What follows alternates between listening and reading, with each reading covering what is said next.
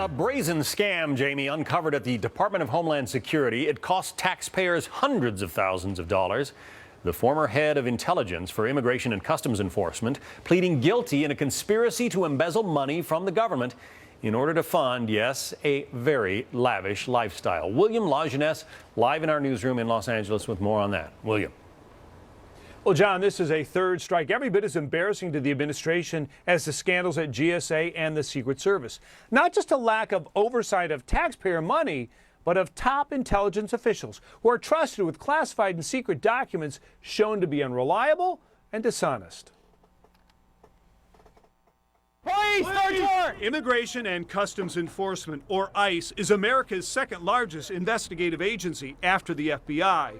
At its highest level was James Woosley, the acting director of intelligence, who oversaw an $80 million budget and managed to steal part of that taxpayer money for himself.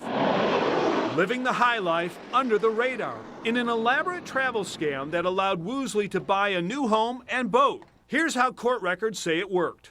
Up to 7 ICE co-workers traveled to Washington, where they claimed to stay at local hotels, but actually stayed at Woosley's homes in Virginia. His live-in girlfriend and an ICE colleague then created false receipts. Woosley approved the fabricated expenses for rental cars, meals, and lodging, then got a kickback for half the amount when the workers got reimbursed.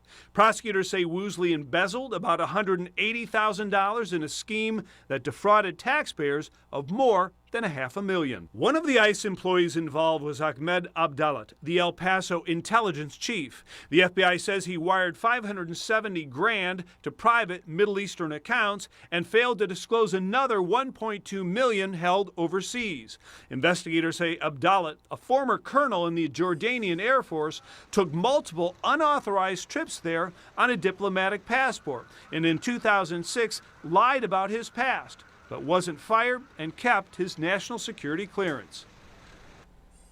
Now, moments ago, Woosley pled guilty to embezzling almost $200,000. He faces up to 10 years, but John will likely get 1 or 2 like the others. But the investigation continues because the FBI wants to know if Abdalat was working for a foreign government or group to acquire that $1.7 million. And remarkably, John, these intel guys are supposed to undergo periodic background checks, so we know that they're not working for the other side.